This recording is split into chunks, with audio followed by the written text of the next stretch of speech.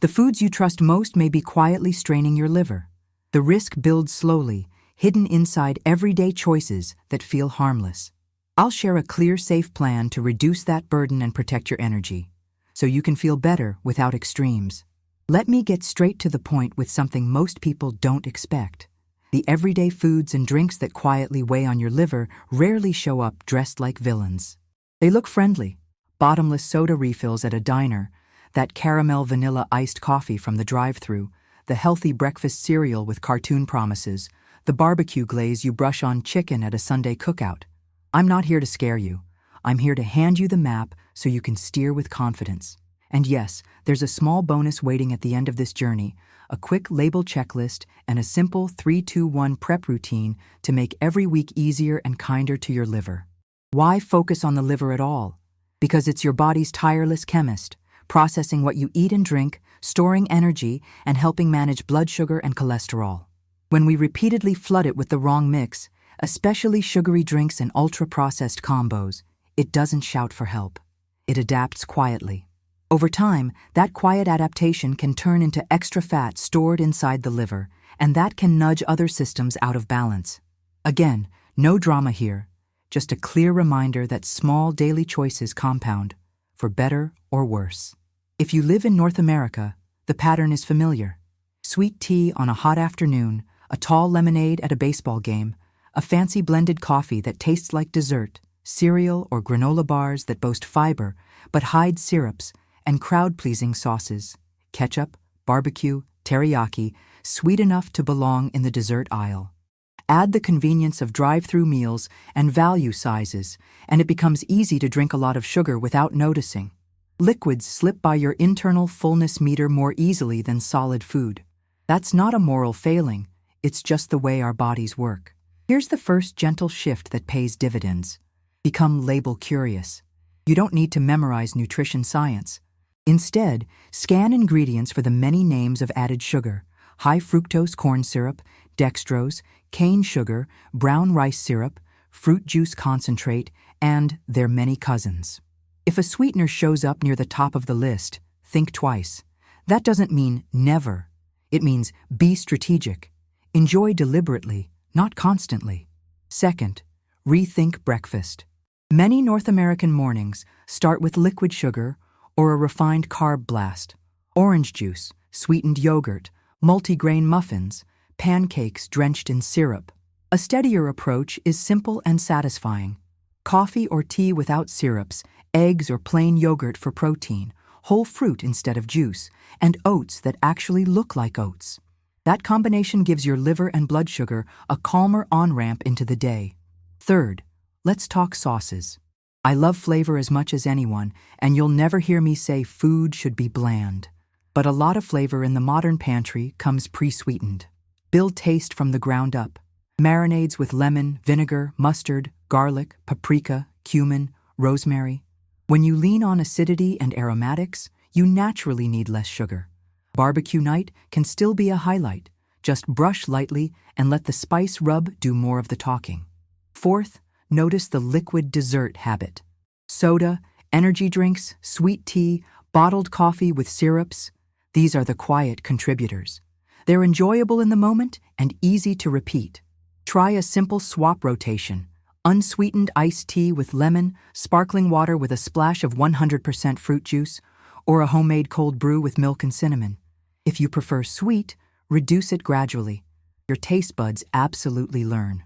Here's a small but powerful technique I use with clients: the 3-sip check. The first sip asks, is this delicious or just sweet? The second sip asks, will this help the version of me I'm building? The third sip asks, if I keep going, am I choosing it on purpose? No guilt, just clarity. If the answer is yes, enjoy it. If not, switch to water and move on. Mastering that pause is one of the most liver-friendly skills you can learn. Cooking method matters too. The deep fryer at a busy restaurant often runs hot and long. That's part of why fried food is crispy and craveable. At home, favor roasting, grilling at moderate heat, and sautéing in fresh oil. Add a pile of vegetables for fiber and color. You'll still get comfort and crunch, just with less oxidative stress on the fats you're eating and less temptation to drown everything in sugary sauces. I want you to hear the most hopeful message of all. You don't have to cut everything. You just need to know where the load is hiding and choose your moments on purpose. 2 or 3 smarter swaps a day are enough to tilt the system. Water more often than soda, whole fruit more often than juice, homemade spice rub more often than bottled glaze. It's not about perfection, it's about momentum. Before we move on, a quick reminder about why staying to the end will help you even more. I'll share a short label checklist you can keep on your phone and a friendly 3-2-1 routine that turns good intentions into repeatable habits. 3 smart choices at the store, 2 simple tweaks in the kitchen, and 1 steady morning anchor. These are small, practical steps anyone can use, even on a tight schedule and budget. Keep your energy for what matters and let food support it, not steal it. You deserve a liver that gets to do its quiet, crucial job without extra work from your menu. Stay with me.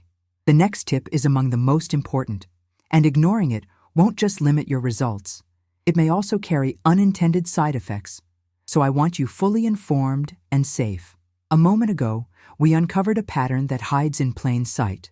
Much of the strain on the liver arrives by straw, cup, and bottle. Let's zoom in on why sweetened beverages, soda, sweet tea, lemonade, energy drinks, flavored coffees, sports drinks, even all-natural juices, play such a unique role, and how to change that pattern without losing enjoyment. Liquid sugar slips past your fullness sensors faster than solid food. Chewing slows you down, swallowing a sweet drink does not. When sugar is concentrated in a beverage, your liver becomes the primary traffic officer that has to process it. Repeated day after day, that extra workload can encourage the liver to store more fat than it needs. You might not see this in the mirror. You might feel perfectly fine. That's why clarity and consistency matter more than scare tactics.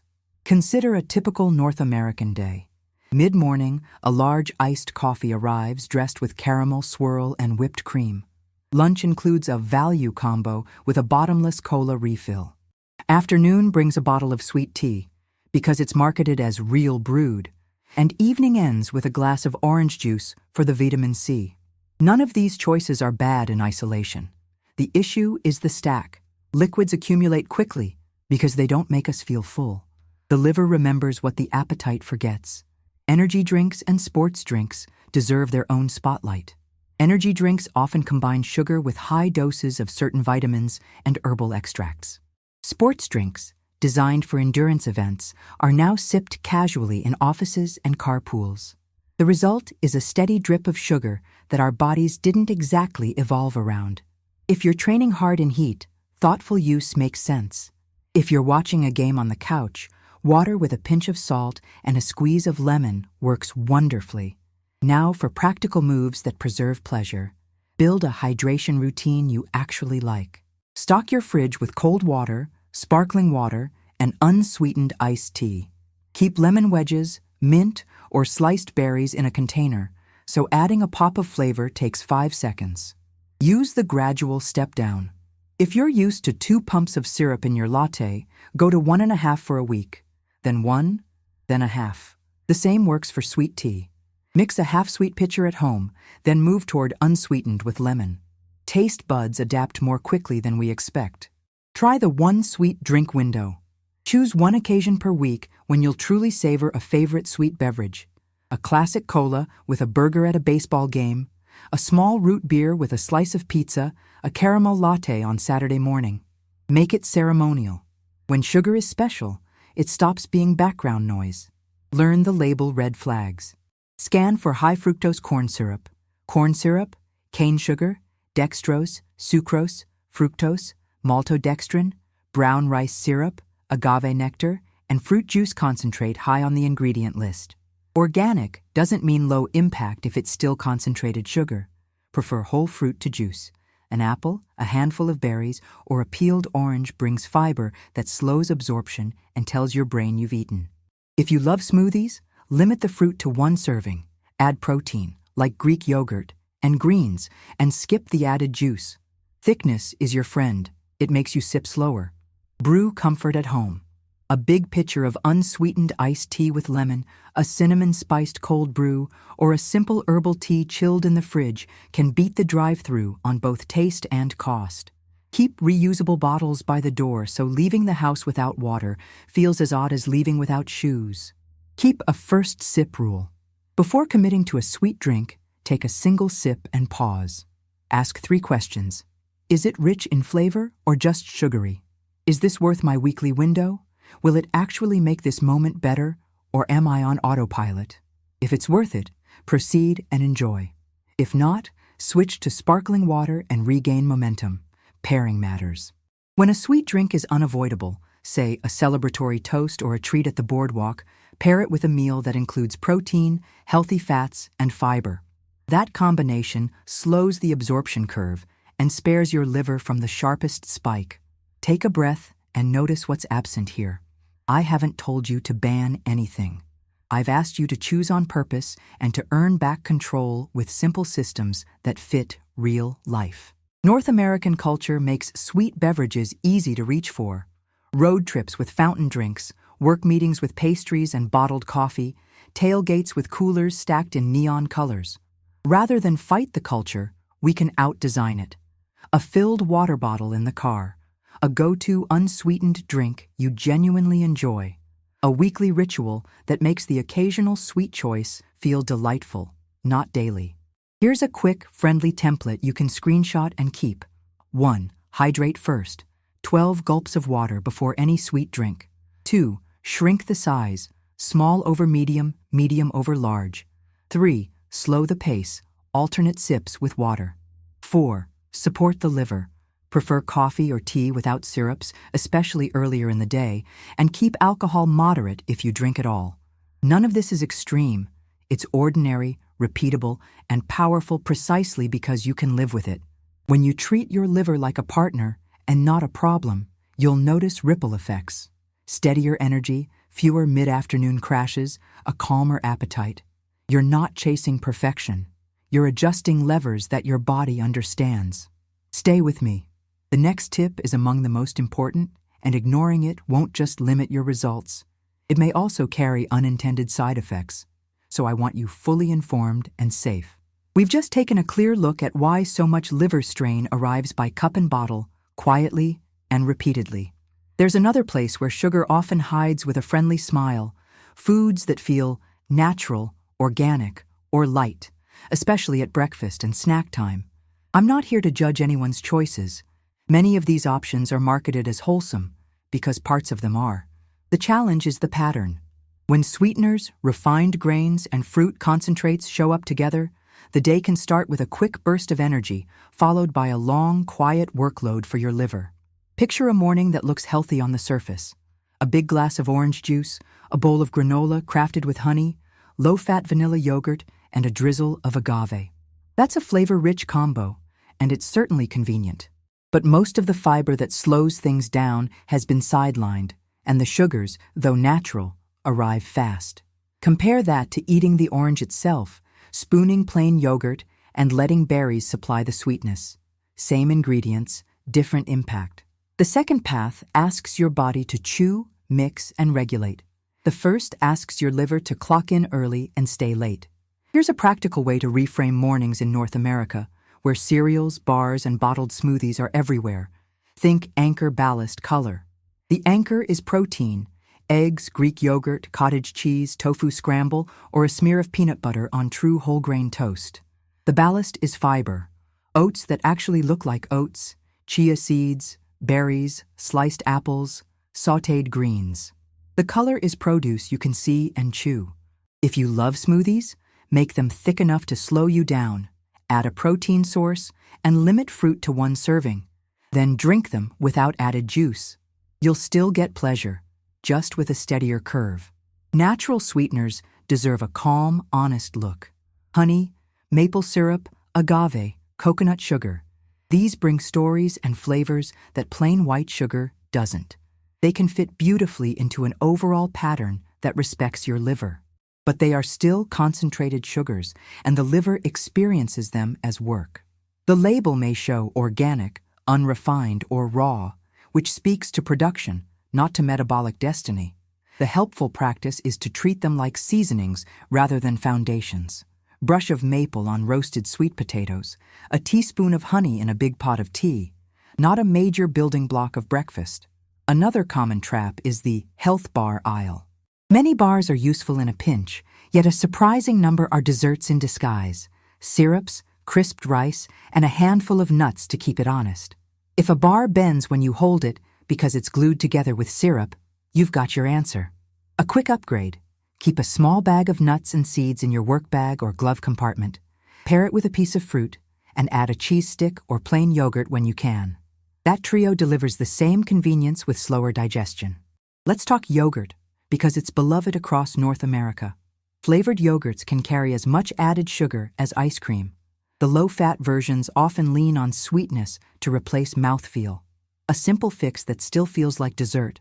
Choose plain, add berries, stir in cinnamon or vanilla extract, and sprinkle crushed walnuts. If you need a little sweetness, measure it. Half a teaspoon of honey can be surprisingly satisfying when the rest of the bowl is doing its job. Dried fruit and juices are another place where healthy and concentrated can blur together. Raisins, dates, mango strips, delightful, portable, but easy to overeat because they're small and dense. Use them as accents, not bases.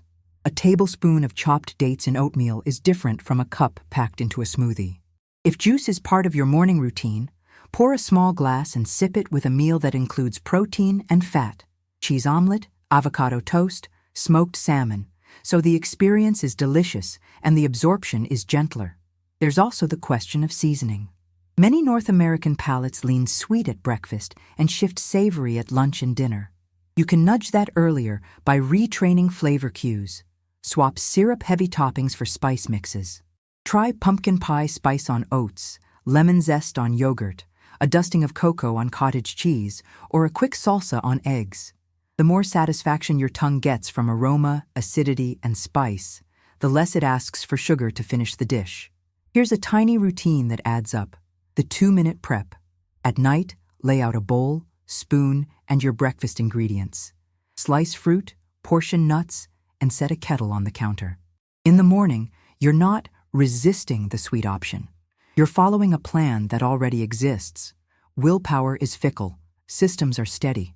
If you share a household, make this a team sport. A tray of washed berries or pre-cut vegetables in the fridge helps everyone. Let's widen the lens beyond breakfast. Midday snacks often carry the same halo.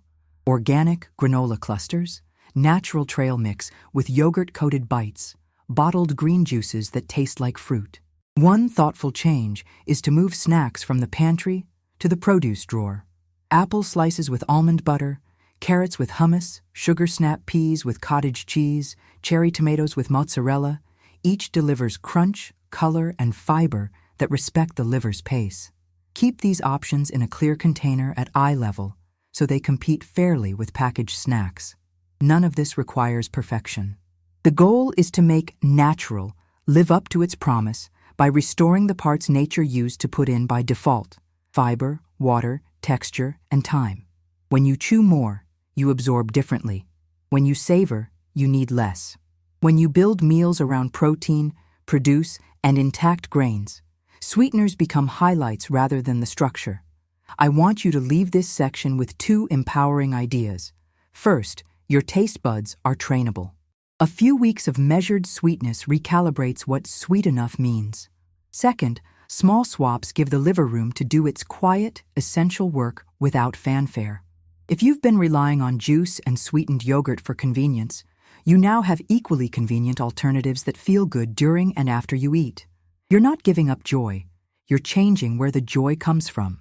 A crisp apple, a spoonful of peanut butter, warm oats perfumed with cinnamon, coffee that tastes like coffee.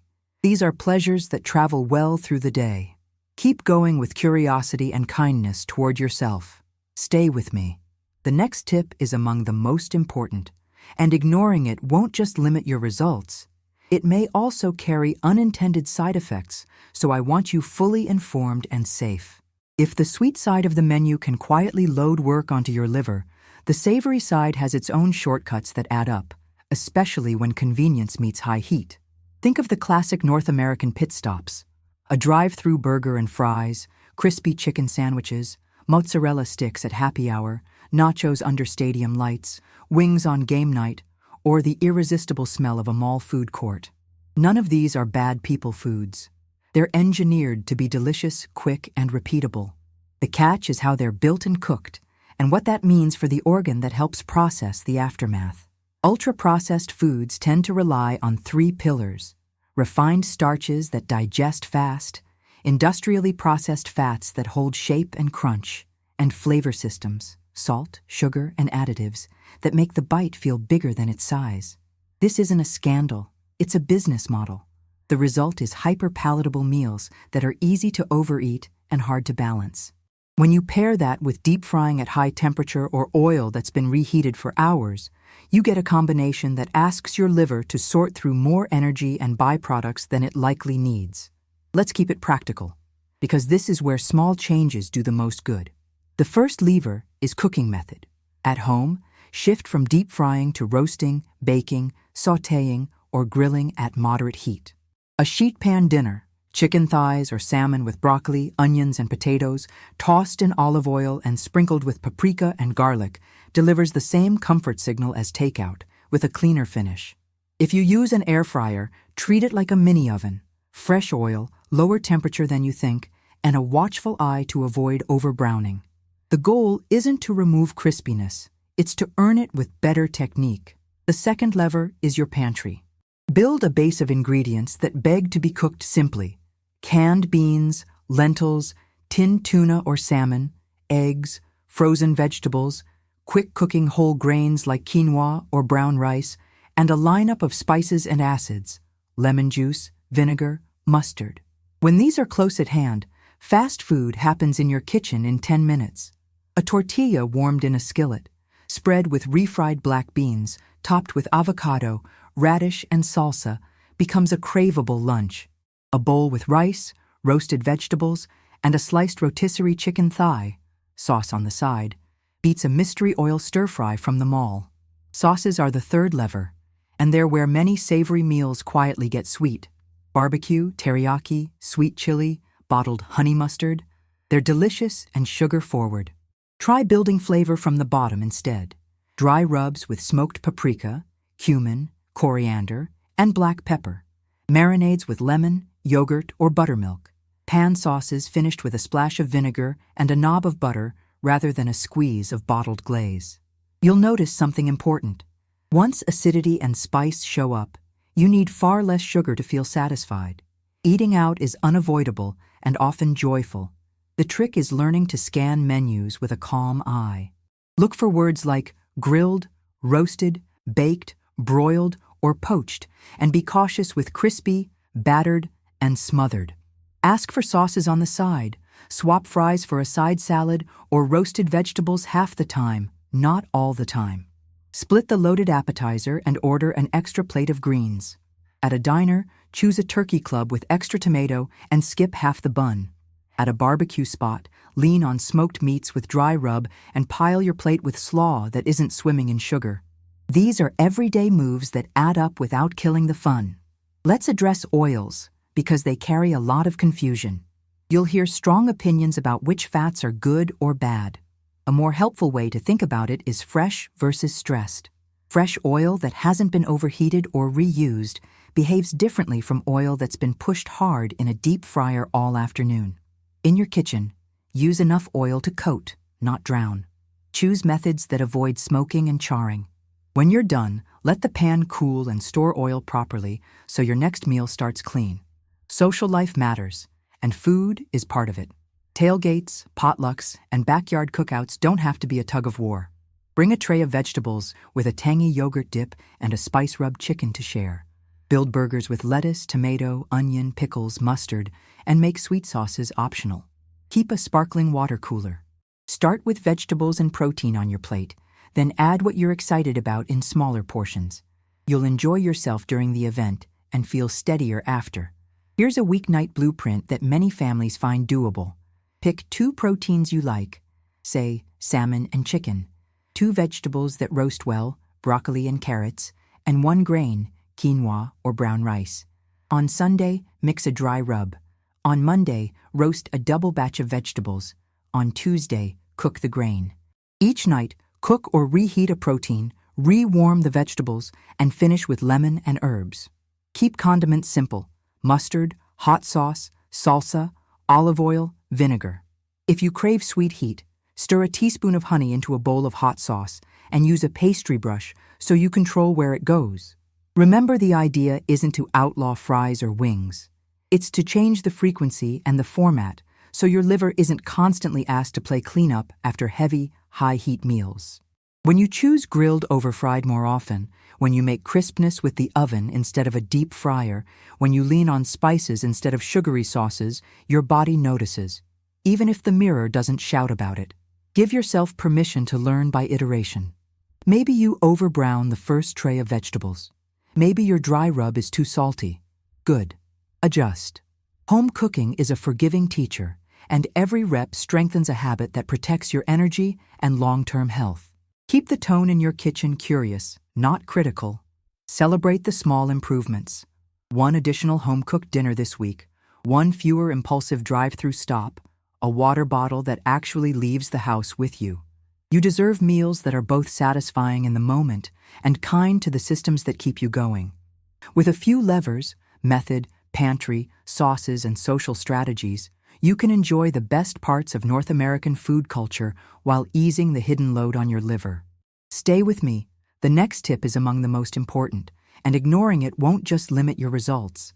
It may also carry unintended side effects, so I want you fully informed and safe. We've rebalanced the plate and tamed the fryer, and that's already a huge win. There's one more doorway where strain can slip into your routine without fanfare: boosts. I'm talking about energy drinks, pre-workout mixes, mega vitamin shots, concentrated herbal extracts, detox teas, and the stacked supplement habits that often ride along with busy North American schedules. These products promise focus, fat burning, or cleansing. Some are fine in moderation.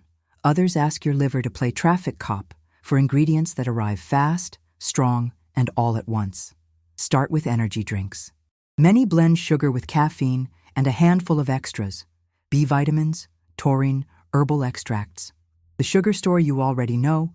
What's less obvious is that very high doses of certain vitamins, especially niacin, can be rough when stacked across a day. An energy drink here, a fortified cereal there, a multivitamin at lunch, and a pre-workout in the afternoon. None of those choices is catastrophic by itself. The issue is cumulative load. Your liver is brilliant at handling nutrients. It just prefers them at human speeds, not marketing speeds. Then there are concentrated herbal extracts. The leaf brewed as tea is one experience. The same leaf concentrated into a capsule is another. Green tea extract, for example, is different from a mug of green tea. The extract may deliver active compounds in a tighter window. Kava, some bodybuilding blends, and certain fat burners can carry similar questions. Again, not fear, just fit. The practical mindset is to respect concentration and to treat new supplements like you would a new workout. Start low, go slow, observe. Detox teas and cleanses deserve gentle scrutiny. Your body already runs a world-class detox program, chiefly in the liver and kidneys, every hour of your life. Teas with mild herbs can be soothing and hydrating. Teas with strong laxatives or diuretics can leave you depleted, set up rebound cravings, and ironically make your day's nutrition tilt toward quick sugar for comfort. A calmer approach is to support the detox you were born with: water, fiber, protein, colorful plants, and cooking methods that don't overload the system in the first place. Let's make this useful with a handful of actions that protect energy and your liver at the same time. Create a personal boost audit. Over a week, list every add-on you use for energy or performance. Coffee shop drinks with syrups, energy drinks, pre-workout powders, vitamin shots, gummies, herbal capsules, bedtime teas. Notice patterns. If 3 products show up daily, decide which single one actually helps and which 2 are just habit. Keep the helper. Retire the extras for 2 weeks and recheck how you feel. Build a saner caffeine plan. Most people do best when caffeine stays earlier in the day and below the point where it disrupts sleep. A simple cap is 2 modest servings before early afternoon. If you're used to more, Taper by 25% per week. Shift toward coffee or tea without added syrups or use half-caff. Quality sleep does more for energy, appetite, and liver-friendly choices than any can or scoop. Respect labels and serving sizes. Look for the words proprietary blend with caution. It can hide exact amounts. Check for multiple sources of the same nutrient across your day. If a product recommends 2 scoops, see how you feel with one. If you stack 2 different products with overlapping ingredients, consider alternating days instead. Support workouts with food, not just powders. A small snack with protein and complex carbs, Greek yogurt with berries, a banana with peanut butter, toast with cottage cheese, can power a session as well as a pre-workout formula for many people. After training, water plus a meal that includes protein, carbohydrates, and color, vegetables or fruit, restores your system without asking your liver to juggle extra stimulants. Hydration and minerals matter more than we think. Often what we interpret as an energy gap is a fluid gap. Keep a large bottle handy. Add a squeeze of lemon and a pinch of salt if you've been sweating heavily, or choose a lower sugar electrolyte option. If you drink alcohol, map it carefully. Even moderate amounts can change sleep quality and nudge late-night snacking. Try a 2-water rule. 2 full glasses between any alcoholic drink and bedtime, and a meal with protein and fiber alongside. When you do choose a supplement, treat it like a new ingredient in your kitchen. Introduce one at a time so you can actually tell what's helping. Give it 2 weeks. Keep notes on energy, sleep, digestion, and mood. If a product promises everything, that's your cue to ask better questions. And if you take medications or have a medical condition, run new supplements by a qualified professional who knows your history. Here's a simple framework that brings sanity to the supplement shelf. Purpose. What specific gap am I filling? Iron from a lab result? Vitamin D in winter? Protein on rushed days? Proof. Is there solid evidence for this use in the form I'm buying? Portion. What's the lowest effective dose? And how will I titrate? Period. How long will I try it before I reassess?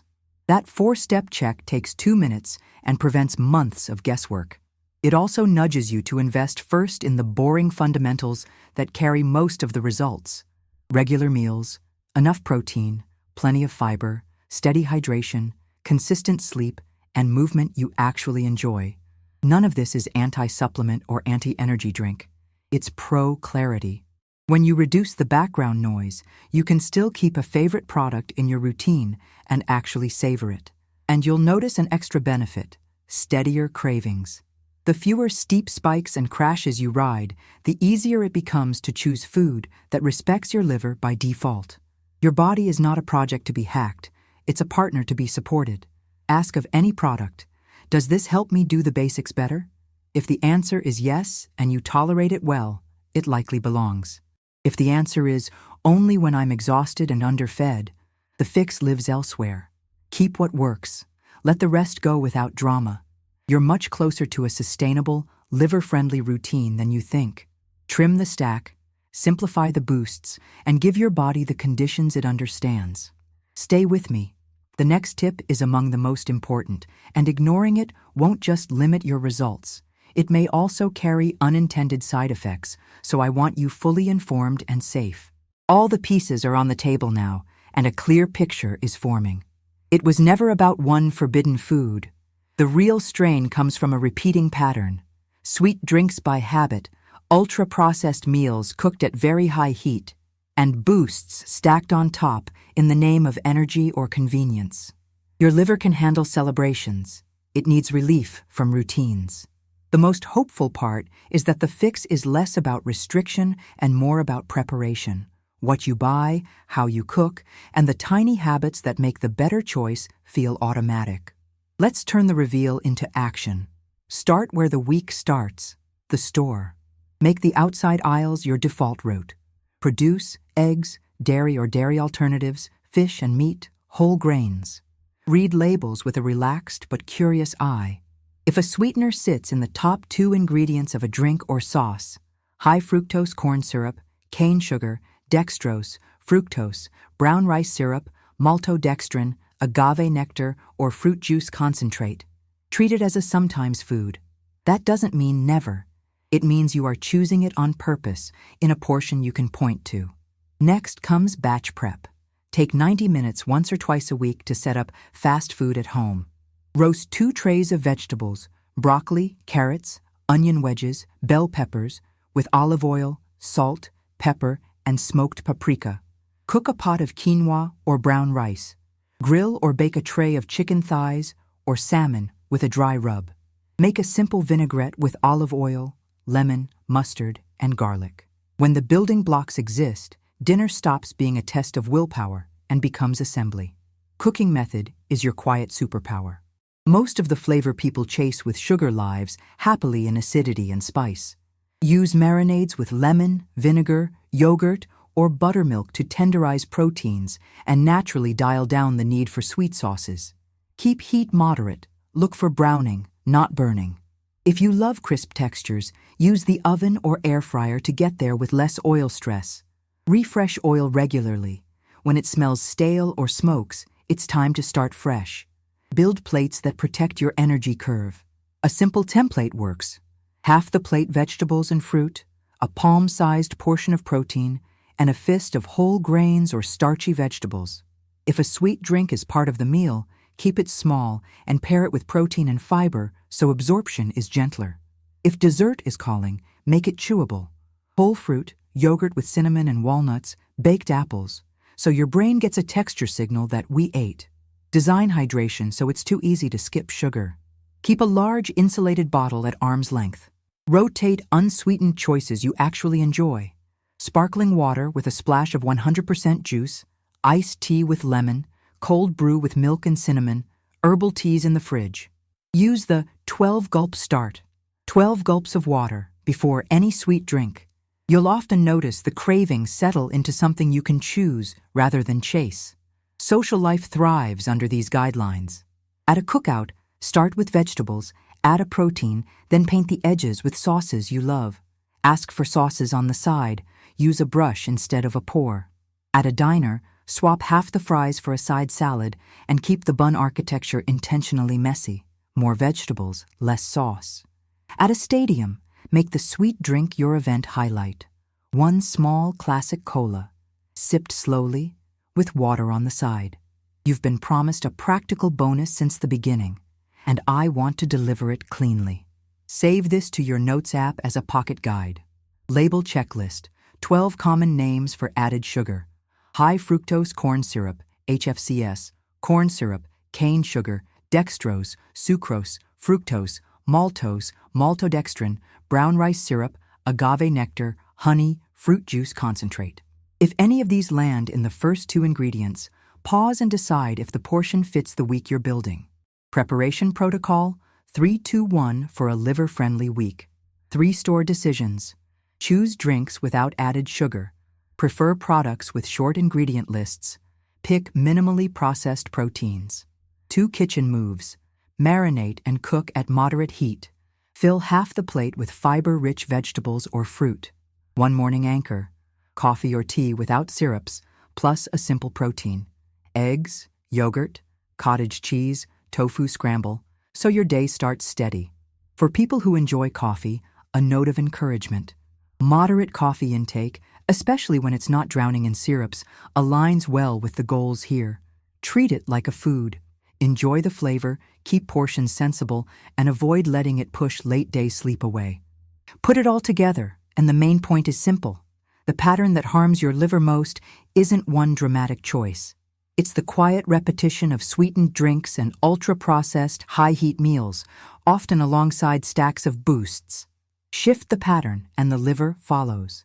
You'll likely feel the benefits not in dramatic headlines, but in calmer afternoons, steadier appetite, and a sense that meals end clean.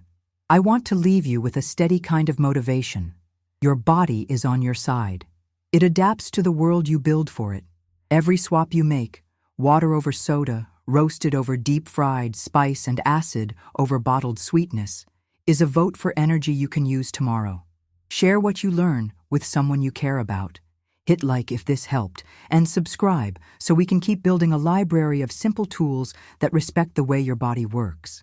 Stay with me. The next tip is among the most important, and ignoring it won't just limit your results. It may also carry unintended side effects, so I want you fully informed and safe.